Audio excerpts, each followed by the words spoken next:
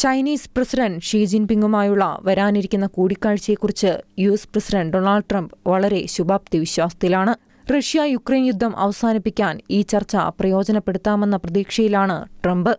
സമാധാന കരാറിനായി റഷ്യയെ സമ്മർദ്ദത്തിലാക്കുക എന്ന ലക്ഷ്യത്തോടെ ഷീ ജിൻപിങ്ങുമായി ഊർജ്ജം, എണ്ണ എന്നിവയെക്കുറിച്ച് ചർച്ച ചെയ്യാൻ ട്രംപ് പദ്ധതിയിടുന്നതായും റിപ്പോർട്ടുകളുണ്ട്. പുടിനെ വെടിനിർത്തലിന് പ്രേരിപ്പിക്കാനായി ചൈനീസ് പ്രസിഡന്റിന് വലിയ സ്വാധീനം ചെലുത്താൻ കഴിയുമെന്ന് പ്രതീക്ഷിക്കുന്നതായും ട്രംപ് പറഞ്ഞു.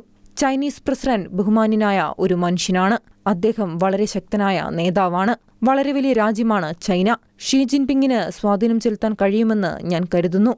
റഷ്യയും യുക്രൈനെയും കുറിച്ച് ദക്ഷിണ കൊറിയയിൽ നടക്കുന്ന കൂടിക്കാഴ്ചയിൽ തീർച്ചയായും സംസാരിക്കുമെന്നും ട്രംപ് വ്യക്തമാക്കി. പുടിനുമായുള്ള കൂടിക്കാഴ്ച റദ്ദാക്കിയതിനെപ്പറ്റിയും ട്രംപ് സംസാരിച്ചു. നയതന്ത്ര ശ്രമങ്ങളിൽ പുരോഗതിയില്ലെന്നും ഒരു പാഴായ കൂടിക്കാഴ്ച താൻ ആഗ്രഹിക്കുന്നില്ല എന്നുമാണ് ട്രംപ് പറഞ്ഞത്. അടുത്തയാഴ്ചയാണ് മലേഷ്യ, ദക്ഷിണ കൊറിയ, ജപ്പാൻ എന്നിവിടങ്ങളിലേക്കുള്ള ട്രംപിന്റെ നയതന്ത്ര യാത്ര. International desk, Shekinah news.